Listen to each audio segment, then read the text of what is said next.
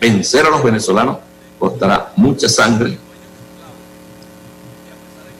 y muchos tesoros, mucha plata. Voy a leer esta última parte porque la última quizás encierra ese carácter. Cuando yo llegué con la expedición de Su Majestad, me horrorizaba de oír los montones de cadáveres que resultaban en cada acción ganada o perdida. Creía este encono obra de dos partidos que querían vengarse. Creía que era el momento de desplegar una clemencia tan recomendada por Su Majestad y tan sin igual, que es por el único lado por donde los extranjeros en sus papeles públicos no se han atrevido a morder a una nación a quien le atribuyen el carácter de sanguinaria a Venezuela. ¿Cuál ha sido, señor, el resultado de esto? Nuevas revoluciones, siguen los venezolanos, nueva perfidia, y si concluida la pacificación de este virreinato se someten, será para esperar otra coyuntura oportuna, pero para conseguir dicha sumisión es necesario más fuerza, como lo tengo repetido tantas veces. Una sola voz en la Capitanía General, que todo lo propongo a la guerra, y no creer que es obra de un día y de mucho tesón y constancia. Y termina con esta frase: es ya guerra de negros contra blancos. Porque entiendo que este foro es Bolívar y Chávez y el antiimperialismo, pero Bolívar y Chávez trascienden al antiimperialismo, pero tienen un gran carácter antiimperial. Esto ya es una guerra de negros contra blancos.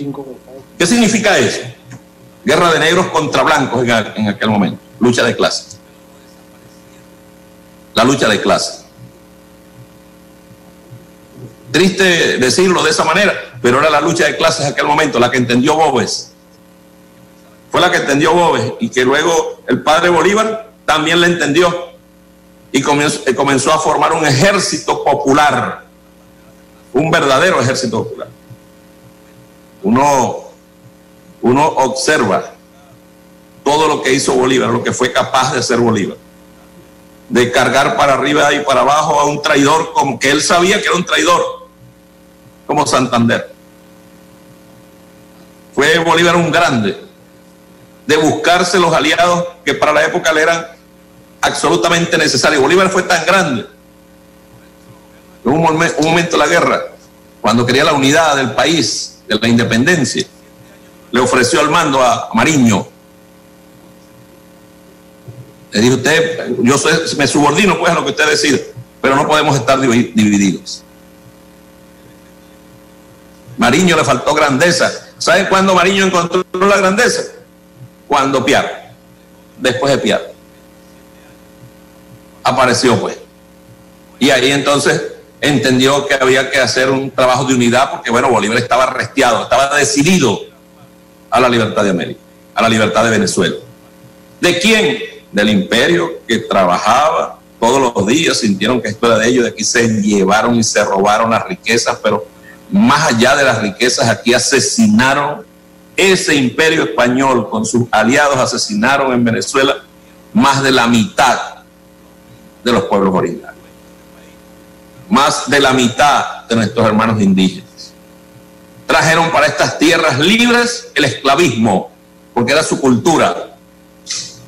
Era su cultura, ¿ve? Y trajeron el esclavismo. Y entonces aquí había hijos de españoles que se sentían dueños de esclavos. Y a pesar de que Bolívar decreta el fin de la esclavitud, no se desarrolla sino 40 años después, casi,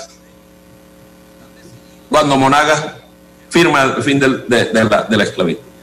Eran los modelos que nos querían imponer, son los modelos que nos quieren imponer. El imperialismo. Hay una carta aquí que lee el hermano Nicolás, yo la voy a leer, que envía el comandante Hugo Chávez a la ONU en el 2011, en septiembre, y la lee Nicolás en la ONU, pero es una carta del comandante Chávez a la ONU, donde el comandante explica cómo muta el imperialismo, cómo es capaz de enviar ejércitos en un momento, como lo ha hecho, pero también cómo es capaz de utilizar otros medios y otras formas para convencer a los pueblos.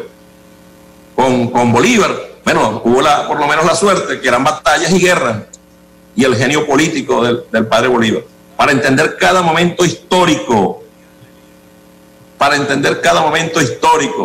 y no solo entenderlo, sino ponerlo en práctica, convencer un líder auténtico a las masas, a convencer al pueblo de la necesaria liberación de nuestra patria. Y el esfuerzo que hizo Bolívar se perdió, tristemente, pero se perdió, porque una cosa, hermanos y hermanas, es declararse libres, soberanos, independientes y serlo. Aquí, una vez que asesinan a Sucre, una vez que muere Bolívar, que comienza el bolivarianismo a desaparecer, salvo excepciones que quedaron de alguna manera luchando. Monaga fue uno, el otro fundamental Zamora, pero lo desaparecieron. No había espacio para el que pensara como Bolívar, era execrado. Así ocurrió. Todo aquel que intentó de alguna manera levantar las banderas del nacionalismo en Venezuela fue tumbado, fue derrocado. Quizás el último antes del comandante con ideas formales de defensa de la patria, Cipriano. Vado, su compadre, ejerció un gobierno de transición apoyado por los gringos. ¿Saben cuánto duró ese gobierno de transición? 27 años. Por eso los gobiernos de transición, tengan cuidado con los gobiernos de transición. 27 años duró el último gobierno de transición aquí en Venezuela, de Juan Vicente Gómez. Después tumbaron a Medina Angarita. ¿Por qué? Porque Medina Angarita aprobó unas leyes que defendían el derecho de Venezuela a ser el administrador de su petróleo que le entregó durante 27 años Juan Vicente Gómez a los gringos. Nueva York y Washington están asfaltadas sus calles. El primer asfalto que le echaron en Nueva York y Washington fue asfalto venezolano y no pagaron ni un céntimo. Por allá en Oriente está la mina, allá en Oriente, la mina de asfalto más grande, y una que está en el Zulia, creo que es la otra que está. Y se llevaron nuestro asfalto de aquí. ¿Quiénes se lo llevaron? ¿O quiénes sirvieron para que se llevaran ese asfalto? Los mismos que se creen dueños de este país, pero que en el fondo lo que son unos lacayos que reciben las miserias que les deja, las obras que les deja el imperialismo después que destruye nuestra patria. Son los mismos, y la historia se repite. Y se ha repetido, son los apellidos. Así como hoy nosotros estamos en esta lucha, y ustedes saben pues que ellos no se van a rendir. Ellos no se van a rendir, el imperialismo no se va a rendir, ninguno de ellos. Están decididos y cada día atacan. Hoy salieron otra vez diciendo que habían encontrado unos aviones que salieron de Venezuela, ya decretado por ellos. Encontraron 3.000 kilos de droga en Guatemala. Vayan ustedes a saber de dónde lo mandaron. La DEA operando, que es el mayor cartel de drogas del mundo. Lo que pasa es que les dolió lo que hicimos aquí en Venezuela. Porque ellos van a defender que tienen altísima necesidad de llevar a Estados Unidos, el mayor consumidor de drogas del mundo, llevar drogas para que su pueblo permanezca en silencio.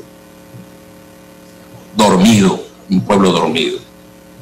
Si opera el imperialismo, se impone, busca aliados, busca presidentes a los cuales le pisan. ¿Cómo era Lenín Alvarado antes de que lo visitara Mike Pence? Lenín Marcano, pues vale, el gobernador Moreno, Lenín Moreno, presidente de Ecuador. Se podía hablar con él, se podía conversar. Ya había signos de traición, pero se podía conversar en todas las instancias. Bastó que fuese Mike Pence para allá y el tipo cambió. cambió radicalmente. Es el imperialismo operando. Le dijeron, mira, aquí te tenemos pisado. Hay otros que son sinvergüenzas de origen, como Duque o como Bolsonaro, que es un fascista, y los fascistas se encuentran, terminan encontrándose al final. Pero el imperialismo no descansa. Y estemos convencidos, compañeros, compañeras, hermanos y hermanas, que si ellos no descansan, nosotros tampoco podemos descansar. Cuando yo observo, y aprovecho aquí el Chávez y el Bolívar más amplio, y hay compañeros y compañeras que parece que los agarra la desesperanza, que parece que creen que el gobierno es capaz, la revolución, el gobierno de nuestro hermano presidente es capaz de permitir todo lo que ocurre en la calle, porque es que nosotros lo permitimos porque nos da la gana, o el presidente lo permite porque le da la gana. Se olvidan de las condiciones que han originado esa situación tal cual.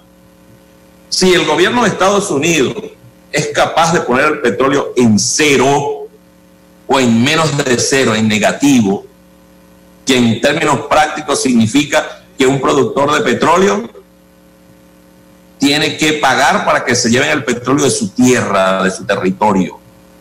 Si el gobierno de Estados Unidos es capaz de hacer eso, imagínense ustedes qué más no será capaz de hacer, porque eso es un mercado mundial, el petróleo, y el petróleo es la energía que mueve el mundo. Y cómo es que el petróleo deja de tener costos, sino que el que lo produce tiene que pagar para que se lo lleven. Una locura, pero lo hacen el imperialismo. Y a ellos no les importa las variaciones del dólar en ninguna parte del mundo, porque ellos lo imprimen sin respaldo de ningún tipo. Ellos son los que tienen las máquinas de hacer dólares.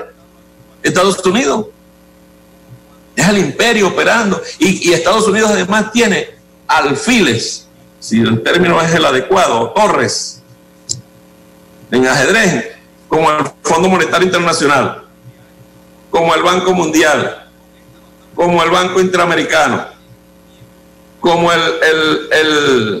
la OEA, como la ONU también. ¿O es mentira que Cuba, la Cuba socialista, la Cuba de Fidel, ha vencido para que cese el bloqueo desde hace 40 años, y no han podido lograr que Estados Unidos e Israel, que son los únicos que se oponen, y ahora se opone Colombia, votan en contra? Son 190 votos contra 3 y ganan los que sacaron 3.